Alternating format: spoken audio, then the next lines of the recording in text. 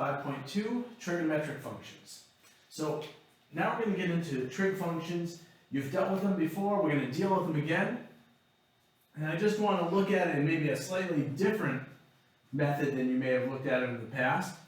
So we've been talking about angles, and we have the initial side of an angle in standard position, and then the terminal side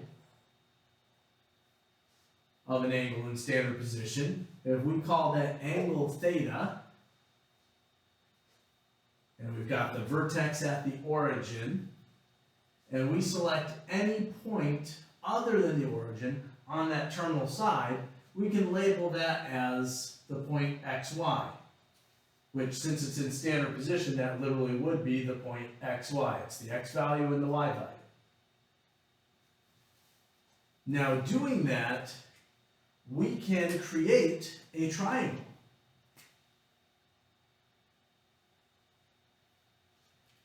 And that triangle has a height y,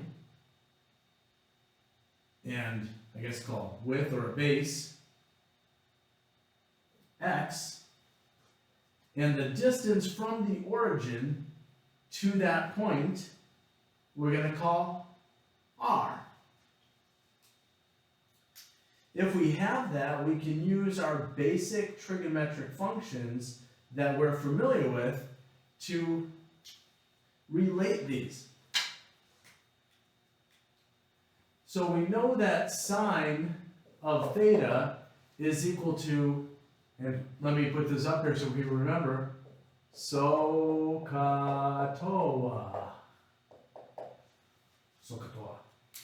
Okay? SOHCAHTOA, sine is equal to opposite over hypotenuse, cosine is equal to adjacent over hypotenuse, and tangent is equal to opposite over adjacent. Make that look a little more like an A. So if we look at this triangle and we're looking at this angle here, then sine is equal to opposite over hypotenuse, so y over r. Cosine is equal to adjacent over hypotenuse, x over r. Tangent is equal to opposite over adjacent, y over x. Cotangent is equal to adjacent over opposite, which is x over y. Secant is equal to hypotenuse over adjacent, r over x. And cosecant is equal to hypotenuse over opposite, or r over y. So it's the same things that you've seen before, that's just opposite over hypotenuse, adjacent over hypotenuse, opposite over adjacent. Except now we're giving them names by that point. And r is the distance to that point. Now obviously r can be found by using the Pythagorean Theorem, so that's equal to the square root of x squared plus y squared. So that's going to give us r. So if we are given a point on the terminal side of an angle in standard position, then we can find x, y, and r, and we can find all of the trigonometric functions, or all the trigonometric ratios for each of the 6 trigonometric functions. So knowing that, let's try it. It almost seems too easy, doesn't it? So if we have an angle in standard position with the following point on the terminal side,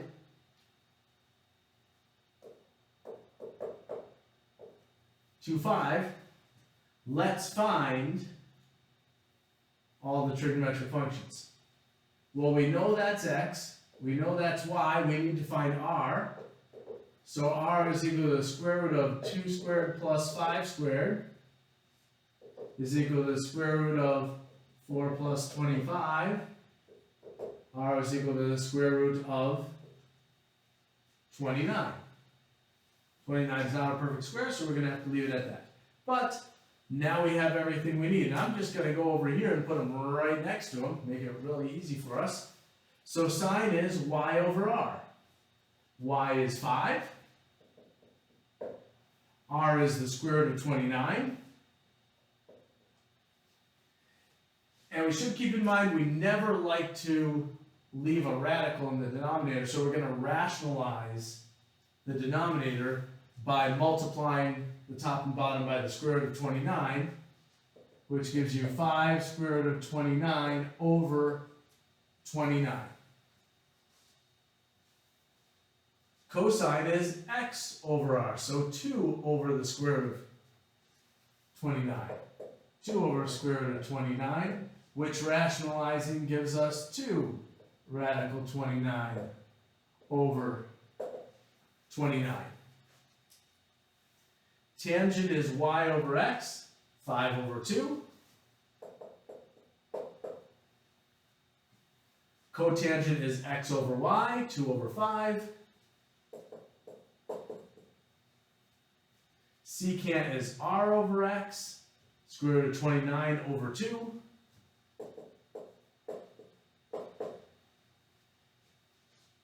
Cosecant is r over y, square root of 29 over 5.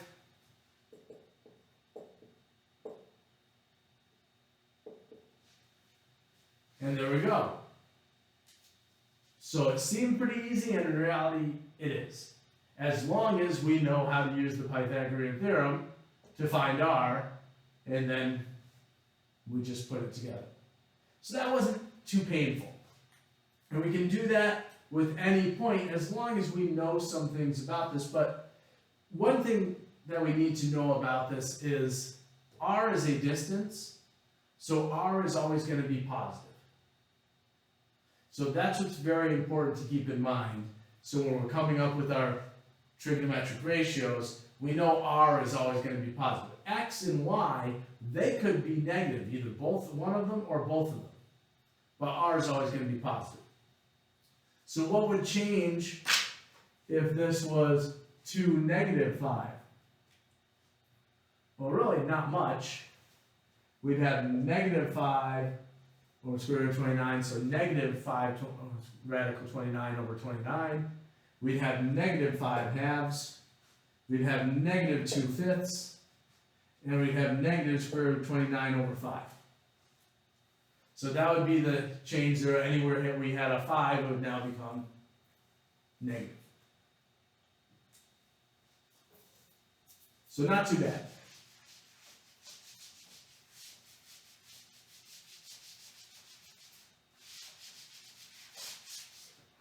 Okay, so what if we are given the equation in standard form for the terminal side, and the line that forms the terminal side? Ax plus by is equal to 0. Now why do I say is equal to 0? Because that line has to pass through the origin. If x is 0 and y is 0, we get 0. So that's okay. So we can do that. It has to pass through the origin, and that's what we're looking for. But how can we go from this and get the ratios? Well, one thing we can do, and let me give us an actual one. Let's say we have 3x plus 2y is equal to 0. Well, very simply, we can select a value of x, then find the value of y that makes this statement true, and that's a point on the terminal side of the angle, because this is a line that forms the terminal side. So to make my life simple, I can go, well, if I make x equal to 2, 3 times 2 is 6, then 2 times whatever has to be negative 6, so therefore y must be negative 3. 3 times 2 is 6, 2 times negative 3 is negative 6, 6 plus negative 6 is 0, so now I have the point 2, negative 3. And basically enough, it really doesn't matter what you select for x, as long as we keep certain things in mind. First of all, we're dealing with positive x in this particular case, which put us into negative y, so put us down into that fourth quadrant, but that's okay. So it doesn't matter. Sometimes we will say that we want to have x non-negative, or we want to have x non-positive. So that's up to us to kind of work with that. And that would define what we put in here. If I said I wanted x to be non-positive, then I could have chosen negative 2.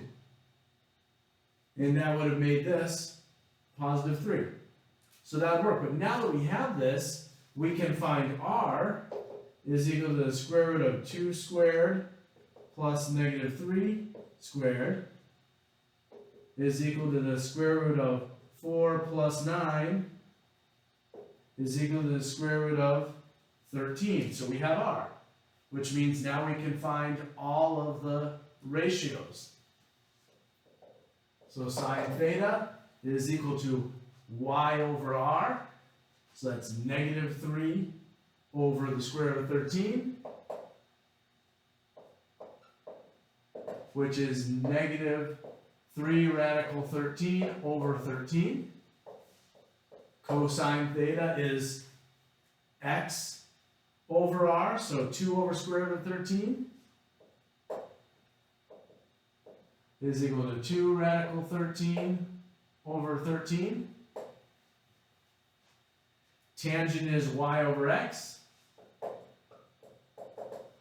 so that's negative 3 over 2. Cotangent is x over y, 2 over negative 3. And yes, there is nothing wrong with us leaving this as negative 3 over 2, this as 2 over negative 3, and there's nothing wrong with you saying negative 3 halves, negative 2/3. Both are fine either way.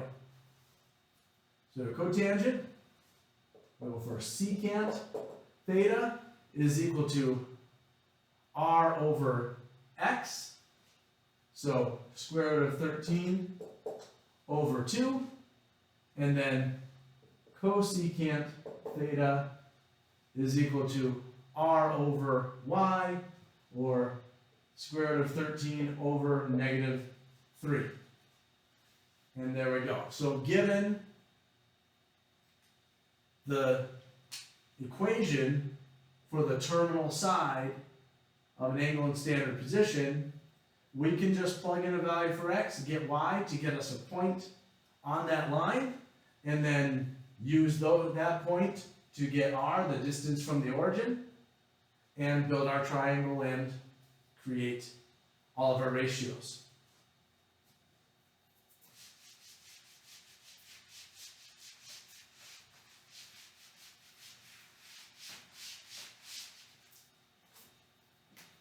Well, what if we're given an equation in the form y equals mx plus b?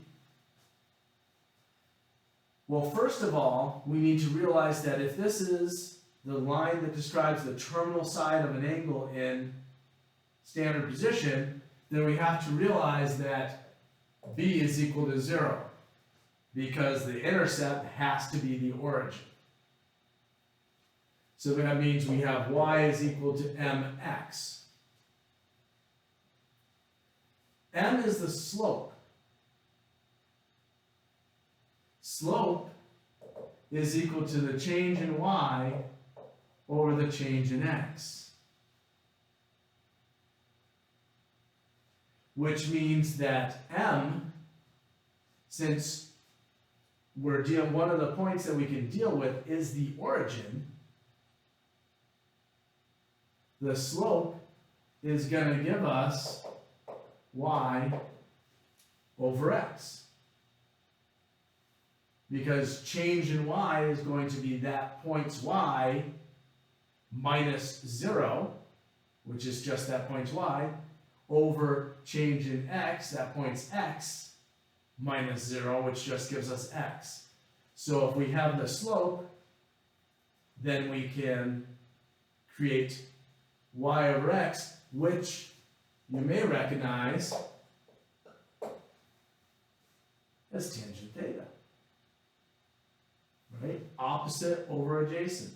So tangent theta. So our slope really is just tangent theta, which is y over x.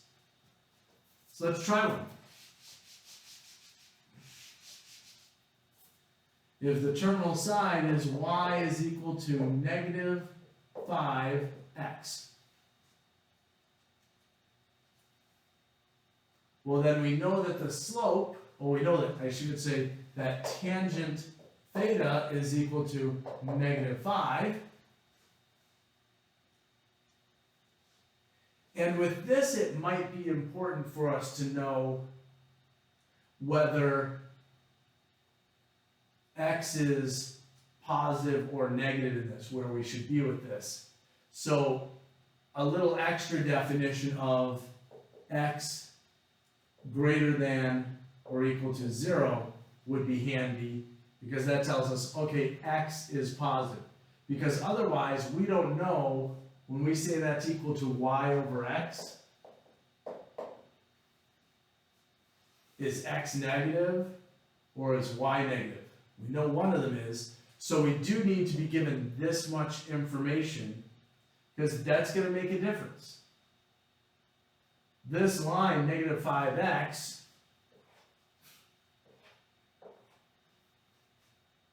is this the terminal side, or is that the terminal side? By saying x must be greater than or equal to 0, we're saying that this is the terminal side. So therefore x is going to be positive and y is going to be negative.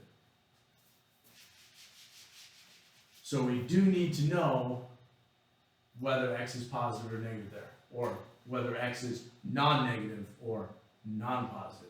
Because remember, it could be 0. That's valid. So we have this, so that means if x is greater than 0, then x has to be positive, y has to be negative. So I can say that y is equal to negative 5 and x is equal to 1. I just have to choose an x and y value that will give me this ratio. But I do have to make sure that x is not negative. So I choose the easiest thing, 1 and negative 5. If I get negative 5 for the slope, or for y over x, why choose something more complicated for x? Negative 5 over 1 is negative 5. So now that I have that, I can find r is equal to the square root of 1 squared plus negative 5 squared is equal to the square root of 1 plus 25 is equal to the square root of 26. So now I can create my function. We already have tangents. Well, let's go through them anyway. So we have sine of theta is equal to y over r. So negative 5 over the square root of 26, which is equal to negative 5 square root of 26 over 26. Cosine of theta is equal to 1 over the square root of 26 is equal to the square root of 26 over 26. Tangent theta is equal to negative 5, we already know that. Cotangent theta is equal to 1 over, not radical, 1 over negative 5, or negative 1/5. Secant is equal to radical 26 over 1, so radical 26, and cosecant is equal to radical 26 over negative 5. And there we go. So not too painful. We just have to realize that the slope is tangent because it's the change in y over x, and comparing it to the origin, it's just y over x. Choose the easiest values you can. Why make it harder than you have to? Find r, and of course use this to make sure we know whether x is positive or negative, because that's going to tell us whether y needs to be positive or negative.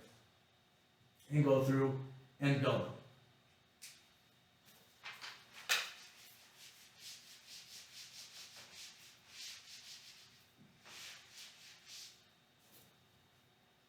Okay, so next thing I want to talk about is quadrantal angles.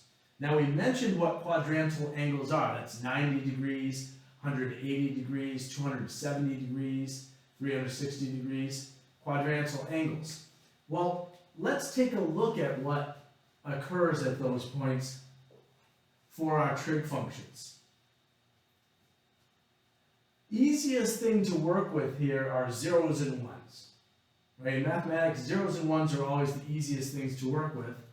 So if I'm looking at a 90-degree quadrantal angle, then I can say that's x equal to 0, and if I grab a point on here, if I choose when y is equal to 1, then we have 0, 1 is a point on that line. Well, that's good. If I look at that and go, okay, well, what's this going to build me for a triangle? Well, I see that r is equal to the square root of 0 squared plus 1 squared is equal to 1, right? The distance from the origin to that point is going to be 1. So if we choose 1 and 0 for these, for the quadrantal angles, r is going to end up always being equal to 1. So if we have that, then what happens to our trig functions? Well, sine of theta is equal to y over r, so 1 over 1 is 1. Cosine of theta is x over r, 0 over 1 is 0. Tangent of theta is y over x, so that's 1 over 0, which is undefined. Cotangent of theta is 0 over 1, which is 0. Secant of theta is r over x, 1 over 0, which is undefined. And cosecant is equal to r over y, so 1 over 1, which is 1. So that's for theta equal to 90 degrees. Now we can do the same thing with these other ones. We can choose the point here, negative 1, 0. We can choose the point here, 0, negative 1. And we can choose the point here of 1, 0. And these would relate to 0 degrees, 90 degrees, make that actually look like a 9, 90 degrees, 180 degrees, 270 degrees, and we could also say 0 degrees is also 360 degrees. You remember coterminal angles. So 0 or 360. So what effect is that going to have on us for all these things? Well, let's build a table for all of the quadrantal angles, 0 through 360, and all those functions. So I'm going to go sine of theta, and I'm going to fade a little bit out of the screen here, maybe. So sine of theta, cosine theta, tangent theta, cotangent theta, secant theta, cosecant theta. I'm going to go 0 degrees, 90 degrees, 180 degrees, 270 degrees, and 360 degrees. So yes, I'm going to end up kind of drawing on that, but I think we'll be able to work with that. So for 0, 0 over 1 is 0, so sine is going to be equal to 0. Cosine 1 over 1 is 1. Tangent 0 over 1 is 0. Cotangent 1 over 0 is undefined. Secant 1 over 1 is 1. Cosecant 1 over 0 is undefined. 90 degrees we already did. Sine is 1. Cosine is 0. Tangent is undefined. Cotangent is 0. Secant is undefined. And cosecant is 1. What about 180 degrees? 180 degrees, sine is 0 over 1, so that's 0. Cosine is negative 1 over 1, negative 1. Tangent is 0 over negative 1, 0. Cotangent is negative 1 over 0, undefined. Secant is negative 1 over 1, which is negative 1. And cosecant is 1 over 0, which is undefined. So for 180 degrees. For 270 degrees, we're now looking here, so I can actually get this out of the way so we have room to write, because it's not going to affect us anymore. 270 degrees, sine is y over r, so negative 1 over 1, which is negative 1. Cosine is 0 over 1, or 0. Tangent is negative 1 over 0, undefined. Cotangent is 0 over negative 1, 0. Secant is 1 over 0, undefined. And cosecant is negative 1 over negative 1, which is negative 1. And then that gets us to our last one here, which is that 0 or 360. Well, that's the same as 0. So we're going to have 0, 1, 0, undefined, 1, and undefined. So our quadrantal angles, we have our 6 trigonometric functions for each of those. And we don't have to necessarily memorize these, because we can solve it pretty easily just by using points on the unit circle. 1, 0, 0, 1, negative 1, 0, 0, negative 1. And quickly put them together with that. Just be careful and realize that r, remember that's the distance from the origin to the point, and you can't really find that by using the Pythagorean Theorem. I used it to show it, but in reality you don't even have to do that because we're on a quadrantal angle. It's on the axis, so the measurement to that is just that unit that put it there, so it's 1. Okay, so let's get that out of the way and continue on.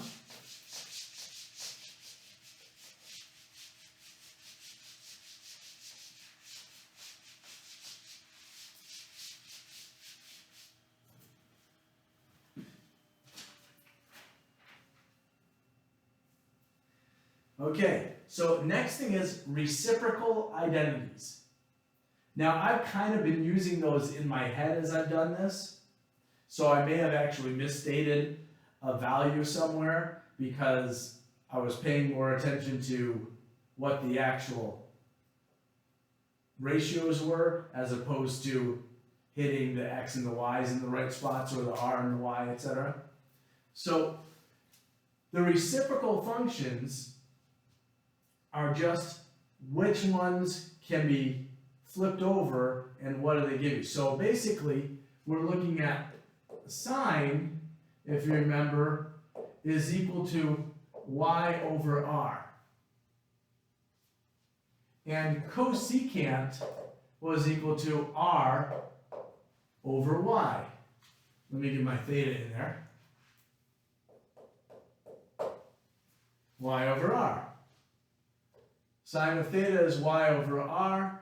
Cosecant theta is r over y.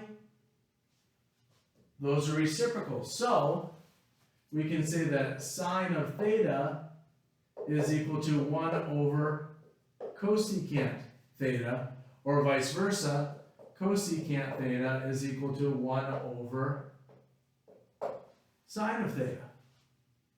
So those are reciprocal functions. Cosine of theta is the reciprocal function of secant. So 1 over secant theta. Or secant theta is equal to 1 over cosine theta. And tangent is the reciprocal function of cotangent. So we can say that tangent theta is equal to 1 over cotangent theta, and cotangent theta is equal to 1 over tangent theta. So simply put, if I tell you that cosine theta is equal to 2/3, then immediately we should know that secant, sorry, my secant got away from me, that secant of theta is equal to 3/2, because it's the reciprocal function. If tangent of theta is 1/2, then cotangent of theta is 2. If cosecant of theta is 5, then sine of theta is 1 over 5. So reciprocal functions. And that's something that you should remember. And I have a tendency when I'm building these, when I'm asked to find the 6 trigonometric functions, I actually tend to build them in this way. Get that out of there, because that's confusing. I tend to build them sine, cosine, tangent, cotangent, secant, cosecant. Now you may have a little difficulty remembering which ones are reciprocal functions of each other. Tangent and cotangent, people usually get those down. That's not a problem. The problem is sine and cosine versus cosecant and secant. And the way I remember it is simply that they have different starting letters. So we know sine and cosine and tangent are your 3 basic trig functions that always get talked about. These are the additional ones. The additional ones are what are your reciprocals of your standard 3. We know tangent and cotangent are reciprocals of each other. Those are the easy ones. So therefore, if we have sine and cosine here, then secant and cosecant are the reciprocal ones. Which one's which? This starts with S, so its reciprocal must start with C. This starts with C, so its reciprocal must start with S. So we know sine goes with cosecant, and cosine goes with secant. This starts with T, so the reciprocal starts with C. This starts with C, the reciprocal starts with T. So just a method that I use. You can use whatever method works for you to remember these. But that's what I tend to do, and I like to write them like this, so I have the reciprocals right next to each other. Some people will go and go sine, cosine, tangent, cotangent, secant, cosecant. And it's just the way they do it. To me, that's actually a little annoying because it doesn't put them with their reciprocals, so it's kind of odd to look at it. So it'll actually slow me down on grading when students put it in a different order, because I start looking at them and then I go, wait a second, they're the wrong values. oh, they changed the order up on me, and so I got to make sure that I match them all up. So not a requirement that you put them in this order, but that's the way I tend to do it. For me, it makes the most sense. It's very clean and logical. Okay. Now, I did want to make a point. I have a little note for myself. Sine of theta is equal to 1 over cosecant theta. Sine to the negative 1 of theta is not equal to cosecant theta. This is sine inverse of theta, not the reciprocal of sine. So it's kind of weird when we look at these things, because if I said cosine cubed theta, that would literally mean cosine theta cubed. But if I go cosine negative 1 theta, that does not mean cosine theta to the negative 1. It does not mean, well, my does not equal sign there, right? Does not mean that. What that means is the inverse cosine, or arc cosine, which is where this is going to take, and actually this wouldn't be theta, that would be x, because it's not the angle. We're taking the inverse cosine of the ratio and finding the angle. So just be very careful about that. Remember, inverse cosine is not cosecant. Why do I bring this up? Because your calculator has the ability to take the inverse cosine. Inverse sine, inverse cosine, inverse tangent, or arc sine, arc cosine, arc tangent. They're the same thing. Some meaning that sine negative 1 theta is equal to arc sine theta is equal to, in some calculators, a sine theta. Those are all the same thing. It's saying, and it shouldn't even be theta, like I said. It should be some other variable, such as x, because it's saying take the ratio and take the inverse sine of it to find the angle. So this is why I warn you, if you're asked to find the cosecant of some angle, do not plug it into your calculator as using the inverse sine button, because that's not the same. Now, if you have a graphing calculator, it is very possible that your graphing calculator has cosecant, secant, and cotangent functions, so you can plug things in directly. Especially if you have a TI or a Casio graphing calculator, that tends to be in there. You have to look in the math menus, but it does exist. So I just want to make sure that you are aware of that and don't make the mistake. It's just a little confusing, because if we have a positive integer, sine squared theta, that really does mean sine theta squared. But that negative 1 means inverse. So just watch out for that pitfall. And if your calculator allows you to do it, it allows you to do it. Just remember also, you can find a lot of things using your calculator. Those quadrantal angles that we found, you can plug into your calculator. Just make sure that your calculator is in the correct mode. In this case, we've been dealing with degrees. So make sure your calculator is set in degrees. Otherwise, your numbers are going to come off. Realize that most calculators have the capability to do degrees, radians, or gradians. And we will not deal with gradients. I don't think I've ever had to deal with gradients.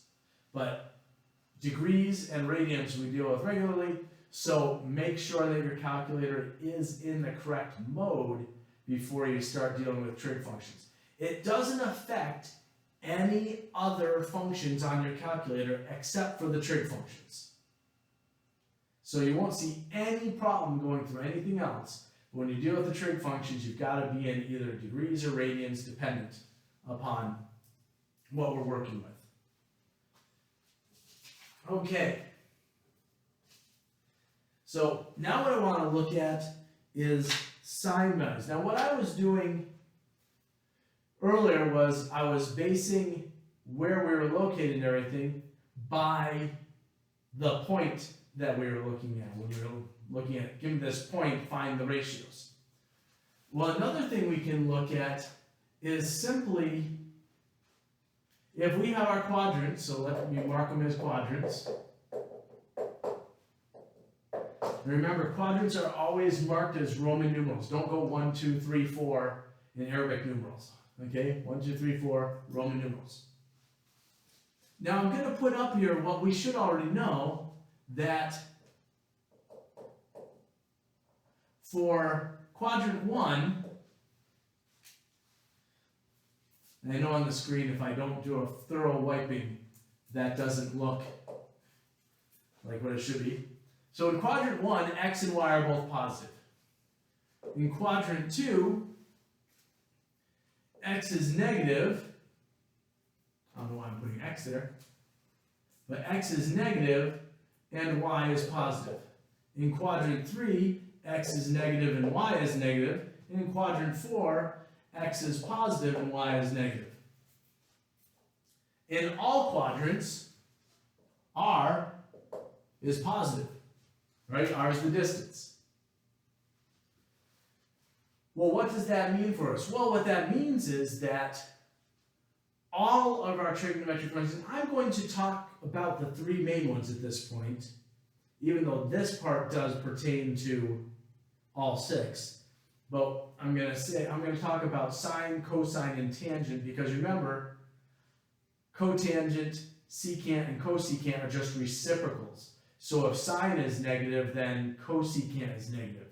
If cosine is positive, then secant is positive, etc. So I'm just going to deal with those main three, the standards here. And I'm going to say that in quadrant 1, since x, y, and r are all positive, all of the ratios for all 6 trigonometric functions will be positive. So I'm just going to say A for all. All trigonometric functions will be positive in the first quadrant. In the second quadrant, x is negative and y is positive, r is positive. So sine is going to be positive because it deals with y and r. But cosine and tangent are going to be negative because they bring x into it and either relate x to y or x to r. So only sine is positive in the second quadrant. In the third quadrant, x and y are negative, r is positive. Well, that means the only function for which the ratio is going to be positive is tangent, because that has a negative y over a negative x. So tangent is going to be positive in the third quadrant, and the other functions will be, so cosine and sine, will be negative. And then in the fourth quadrant, we have x being positive and y being negative. So the only one that will be positive is cosine. Sine and tangent will be negative. Now you can find this out by using this method and work your way through it, or you can just remember that all students take calculus. So all of the trig functions are positive in the first quadrant, sine is positive in the second quadrant, tangent is positive in the third quadrant, and cosine is positive in the fourth quadrant, and obviously the reciprocals follow. So cosecant, secant, and tangent are positive in the first quadrant. Cosecant is positive in the second quadrant. Cotangent is positive in the third quadrant. And secant is positive in the fourth quadrant. because they're reciprocals of these. And this makes it a little bit easier for us to determine whether x or y are positive or negative, and whether cosine, sine, tangent, etc. are positive or negative. It also helps us because we may be told something like this. Tangent of theta is equal to 3/5.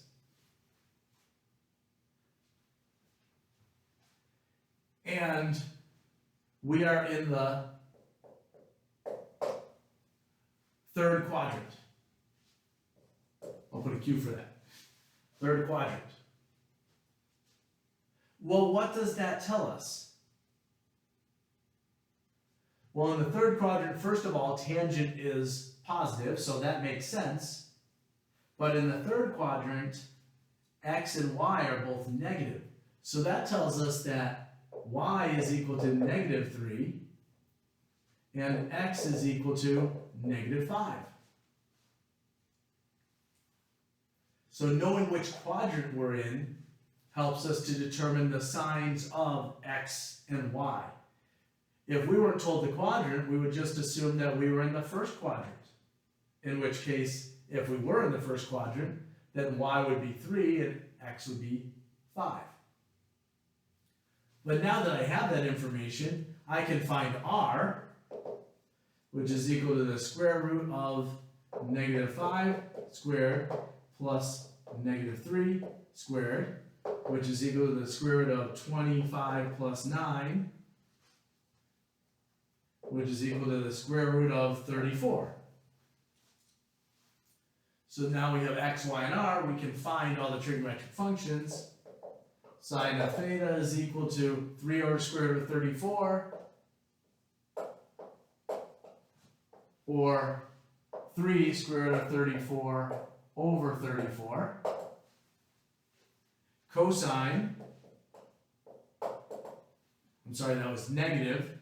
Let's get that right. Negative, right? Cosine is -5 over the square root of 34.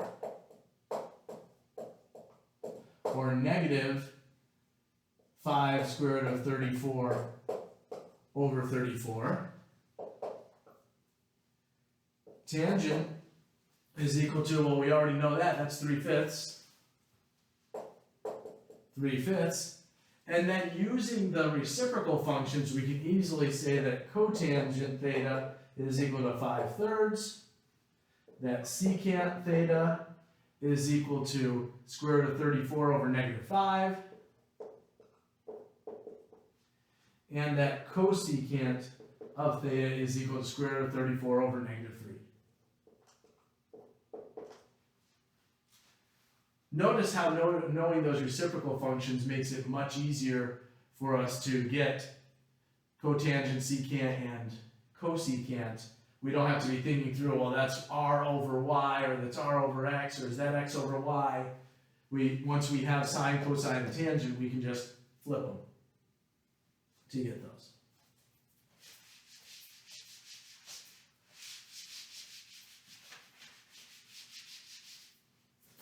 Okay, so now what I want to talk about are ranges of trigonometric functions. Sorry, I went out of screen there.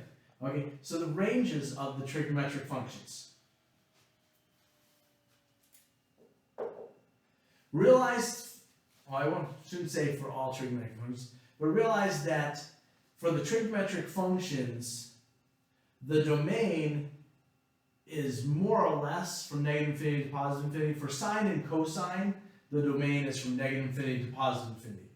We know that for tangent, cotangent, secant, and cosecant, we run into values that don't work because they become undefined. But right now I want to look at the range of these functions. So sine and cosine have a range from -1 to +1. Meaning that it cannot be the ratio cannot be greater than 1 or less than negative 1. So if you have someone give you this, inverse sine of 2.3 DNE does not exist, okay? You can't take the inverse sine of 2.3 because it's outside of the sine's range. It can't be that high. So just keep that in mind. Tangent and cotangent are from negative infinity to positive infinity. And just let me state again, this is the range of these. This isn't the domain, this is the range. So sine and cosine from negative 1 to positive 1. Remember, they look, when we draw them, they look a little something like this, right? Tangent and cotangent from negative infinity to positive infinity, they look a little something like this.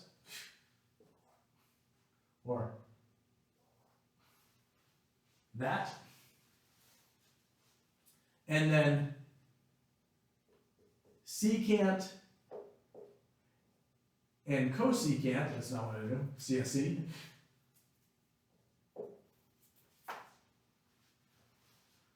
have two parts to them. They have from negative infinity to negative 1, and from, make that a square, from positive 1 to positive infinity. And they look a little something like this.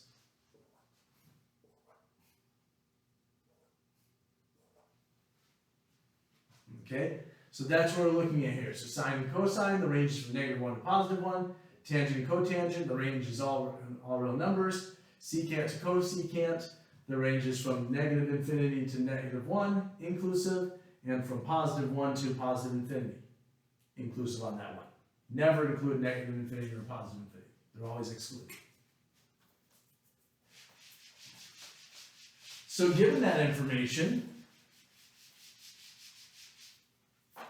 can the following be found?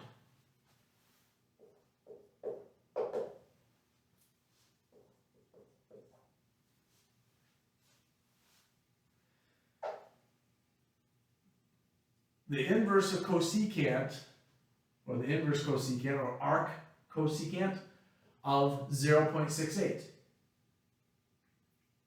And the answer is no, cannot be found because cosecant goes from negative infinity to negative 1, and from positive 1 to infinity, so 0.68 is not in the range of cosecant. Inverse secant of 7.32. 7.32 is in the range of secant, so yes, that can be done. Inverse tangent of 0.04. Tangent, the range is from negative infinity to positive infinity, so yes, we can do that. Inverse cosine of 1.6. Nope, can't do that because cosine's range is from negative 1 to positive 1. So that went outside the range. And this kind of comes in handy when we'll get into the last stuff we'll cover in this course, because when we get into dealing with law of sines and law of cosines, so dealing with oblique triangles, we will find that knowing this will help us to figure out what's going to happen. Okay? So,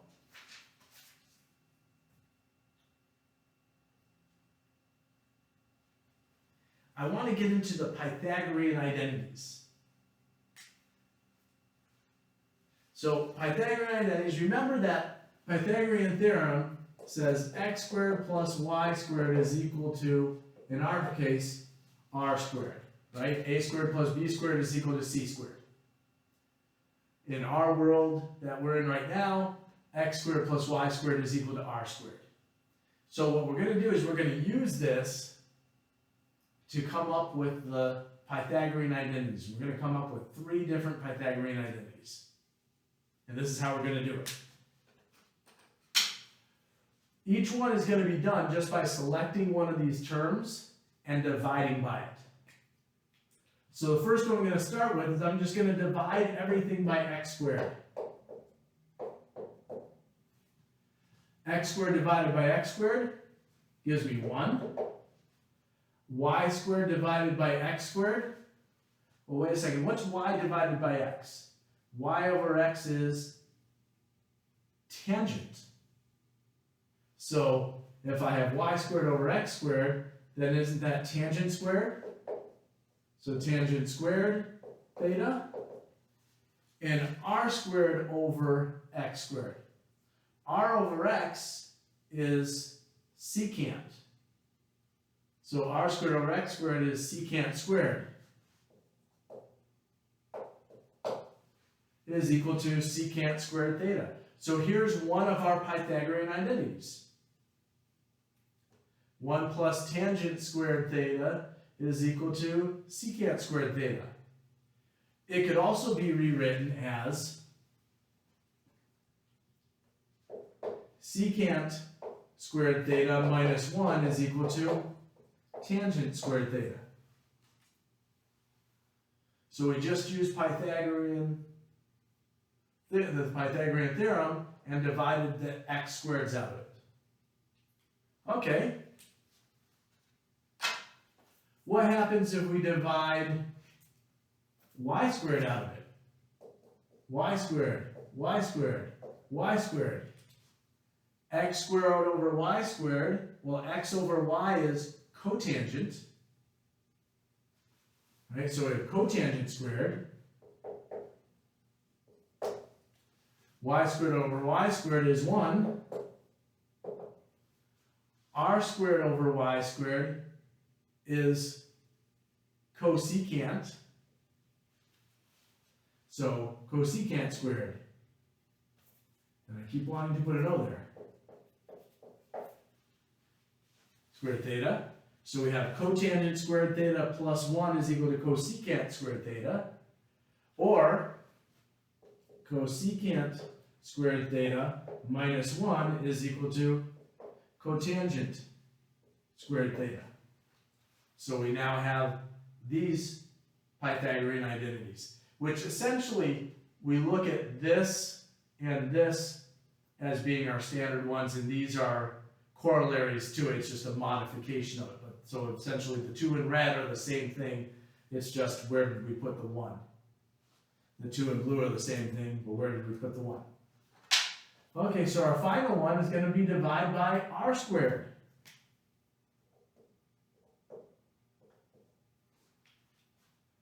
X squared over r squared.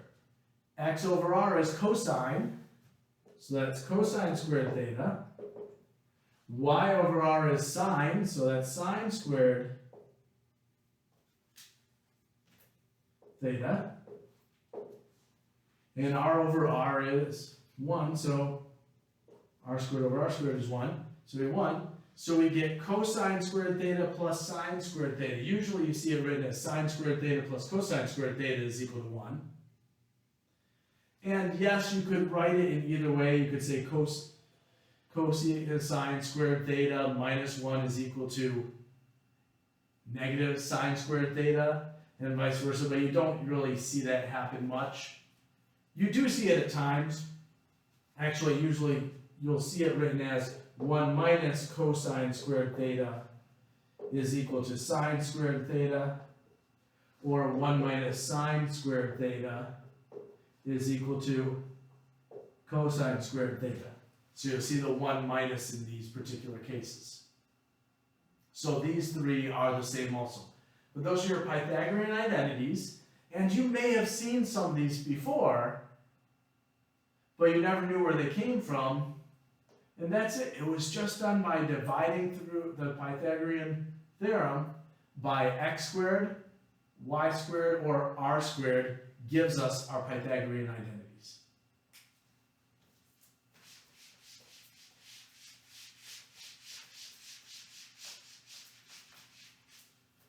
Okay, so the final thing I want to do is I want to use those Pythagorean identities. Actually, I want to put just one more thing up there. These are the quotient identities.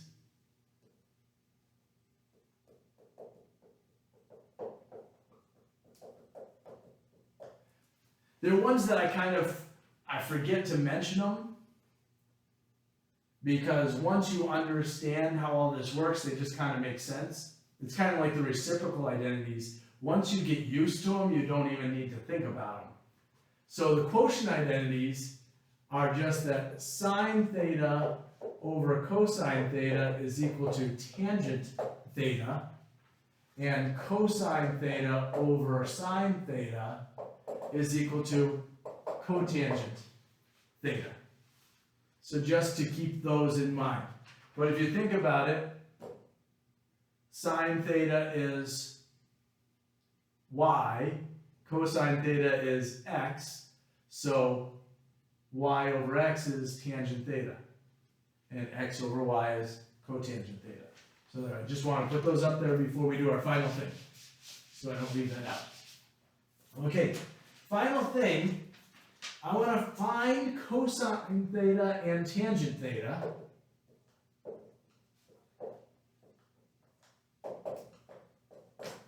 Tangent theta, given that sine of theta is equal to negative square root of 2 over 3, and cosine of theta is greater than 0. Okay? So I'm going to find cosine theta and tangent theta, given that sine theta is negative square root of 2 over 3, and cosine theta is greater than 0. Well, what does this really tell me? Well, I have sine is negative.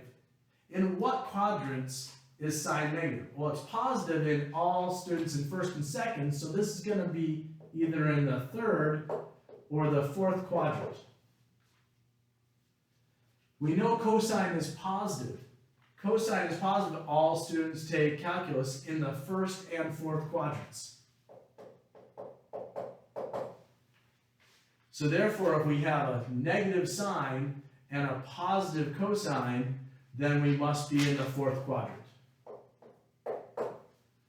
So that tells us that much. So we're in the fourth quadrant, which means that we are dealing with x is positive and y is negative. And r, of course, is positive, because it's always positive. So that tells us something here. We can say, well, then sine negative square root of 2 is y, and 3 is r. You can say negative square root of 2 is y, because y is negative, and r is equal to 3. So we can then use Pythagorean Theorem to find out what x is, right? So we can do that. So it is equal to the square root of 3 squared minus negative square root of 2 squared is equal to the square root of 9 minus negative square root of 2 squared. The negatives are going to cancel out. Square root of 2 squared gives you 2. 2 gives you the square root of 7. So we know x, y, and r. So we can go through and we can just plug those into cosine and tangent. So cosine theta is equal to x over r, so the square root of 7 over 3. And tangent of theta is equal to y over x, so negative square root of 2 over the square root of 7. We don't like to leave it like that, so we're going to rationalize the denominator. Gives us negative square root of 14 over 7. Now that's using the methods that we had already used previously and pulling together a bunch of information. I'm going to try something a little different, just because I can, and because since this is a video, you have no control over what I do. So let's try this. Get that out of there. Sine theta is equal to negative square root of 2 over 3. According to one of our Pythagorean identities, sine squared theta is equal plus cosine squared theta is equal to 1. So if sine theta is negative square root of 2 over 3, then I can say negative square root of 2 over 3 squared plus cosine squared theta is equal to 1. If I square this, I get, the negative cancels out, I get 2 over 9. 2 over 9, square root of 2 squared is 2, 3 squared is 9, plus cosine squared theta is equal to 1. If I subtract 2/9 from both sides, cosine squared theta is equal to 1 minus 2/9, or 7/9. If I take the square root of both sides, I get cosine of theta is equal to plus or minus the square root of 7 over 3. Square root of 7 is the square root of 7, the square root of 9 is 3. But we know cosine must be positive, so we get cosine is equal to square root of 7 over 3. So we can get rid of that plus because we don't need that. And then tangent is equal to sine over cosine, so negative square root of 2 over 3 over the square root of 7 over 3. Multiply top and bottom by 3, that cancels out, gives us negative square root of 2 over the square root of 7, which gives us negative square root of 14 over 7, which is exactly what we got the other way. And wasn't that fun? So that finishes up 5.2 trigonometric functions.